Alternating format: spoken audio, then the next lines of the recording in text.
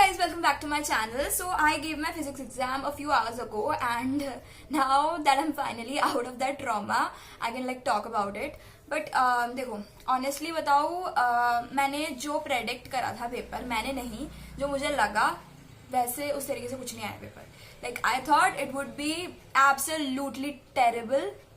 एक क्वेश्चन करना नहीं आएगा मेरे को, but surprisingly it was actually good.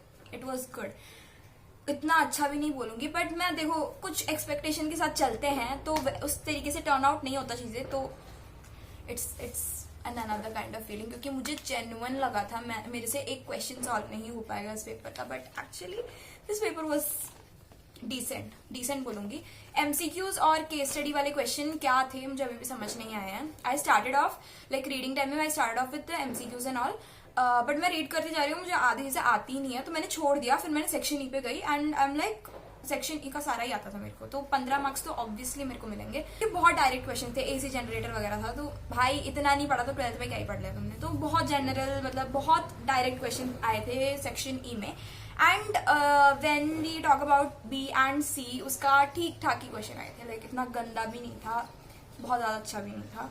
Theory based भी आए थे बहुत सारे. तो like if you're like prepared and all, it's a very decent score कर ही सकते हैं इस पेपर में. बट MCQs में I'm like मुझे अभी भी समझ नहीं आया मैंने क्या करा है. You know all those MCQs जो मेरे से बन पा रहे थे वो मैंने ट्राई करा करने का, एंड जो मेरे से नहीं हो रहे थे मैंने उसमें ऑप्शन सी टिक कर दिया. Because one of my teachers told me अगर आपको MCQ में कोई ऑप्शन समझ ही नहीं आ रहा है क्या करना है, ऑप्शन सी टिक कर दो, because most of the time it is like the correct answer. मैंने अभी तक डिस्कस नहीं करा आंसर क्या है, क्योंकि मुझे अपना केमिस्ट्री का एग्जाम बर्बाद नहीं करना है, तो मैं कोई क्या बोलते हैं आंसर पेपर डिस्कस नहीं करती, सॉरी. तो अब केस स्टडी वाले क्वेश्चन में क्या था, first one was something related to lens, और लेंस का ही था, बट उसमें डी वाला कुछ इक्वेशन यूज होता था जो मैंने देखा भी नहीं है, मुझे पता भी नहीं है क्या होता है, तो मैंने कभी उसका क्वेश्चन करा ही नहीं है, तो मुझे पता भी नहीं है उसमें like how to exactly do stuff. तो पूरा ही न्यूमेरिकल बेस्ड था वो वाला जो केस स्टडी है 4 मार्क्स का, तो चारों ही नहीं आते थे, तो मैंने चारों में ही सी टिक कर दिया. लाइक जो भी होना ना देखा जाए, भाड़ में जाए, वो क्वेश्चन मुझे नहीं आता था.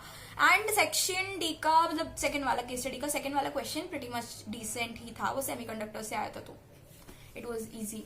ओवरऑल मेरा पेपर जो सब्जेक्टिव वाइज गया है वो kind of easy, not easy, I would say it was very decent. But the thing is that मेरे को टाइम नहीं मिला रीचेक करने के आंसर्स, ना ही अंडरलाइन करने के टाइम मिला. मैं एकदम लास्ट मोमेंट पे आके मेरा सब कुछ खत्म हुआ है. आई जेन्युइनली थॉट कि मेरा पेपर छूट जाएगा, क्योंकि मेरा सेक्शन ई मैंने स्टार्ट करा था and my section E got over at 11:40. You know more than 1 hour लगा मेरे को वो पूरा सेक्शन करने में, क्योंकि मैं पूरा एलैबोरेट करके लिख रही थी कि मुझे तो अभी पता ही नहीं है, मतलब 4 और सेक्शन बचे हुए हैं वो कहाँ से करूंगी. I was like what the heck, 1 घंटे से ज्यादा लग गया, 3 क्वेश्चन करे हैं, अब 15 मार्क्स मिल भी गए तो क्या हुआ, पास कौन हो रहा है. तो आई एम लाइक मैंने जल्दी बाकी सब कर लिया एंड मेरा एक भी क्वेश्चन नहीं छूटा. That's huge win. I think जो हो गया सो हो गया, जैसे भी मार्क्स आएंगे मुझे फर्क नहीं पड़ता इस पॉइंट पे. Like I am like over that, क्योंकि मुझे पता ही था कैसा होगा. I was like ready for what ever comes, कि गंदा जाएगा उसके लिए भी रेडी थी, अच्छा जाएगा उसके लिए भी रेडी थी. But I was like freaking out today morning was the worst, क्योंकि मुझे पता ही नहीं था मैं क्या करूँ, क्या नहीं पढ़ा, क्या पढ़ूँ, कुछ नहीं समझ आ रहा था मेरे को. तो I was sitting in my like classroom में आके बैठे थे and not even a single person was talking. सब ऐसे ही बैठे हुए थे, ऐसे ट्रॉमे में बैठे हुए थे. And one of my friend comes up to me and she is की लाइक कितना हो गया तेरा. I am like I genuinely wanted to cry. मुझे पता नहीं क्यों, क्योंकि मैंने पढ़ रखा है सब, उसकी वजह से रोना आ रहा है, पता नहीं किस वजह से रोना आ रहा है, मुझे नहीं समझ आ रहा था. Like my eyes were literally watery, genuinely भाई. But I am genuinely happy it got over. अब CUET तक, नीट तक मैं नहीं पढ़ रही फिजिक्स, चलो. बट आई थिंक कल जितना मैंने पढ़ा, कल परसों जितना मैंने पढ़ा, परसों इतना ज्यादा पढ़ नहीं पाई क्योंकि मेरा पी का एग्जाम था, तो कल जितना मैंने पढ़ा I think it paid of. I literally studied the entire day. बस मैंने खाने के टाइम को स्पेयर करा है, बाकी पूरे टाइम मैं पढ़ रही थी and I am like it paid of. I am happy with what ever how ever it turned out.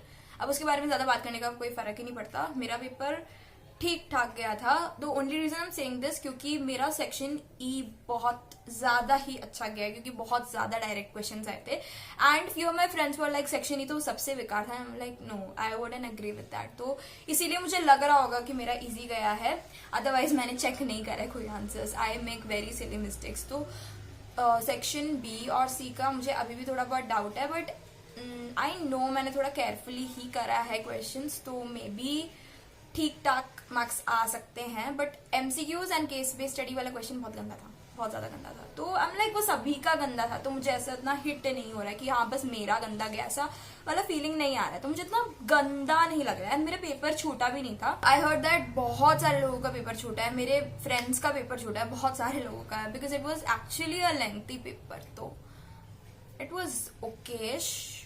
Now let's study for our chemistry exam. चलो bye, I will see you guys in the next one.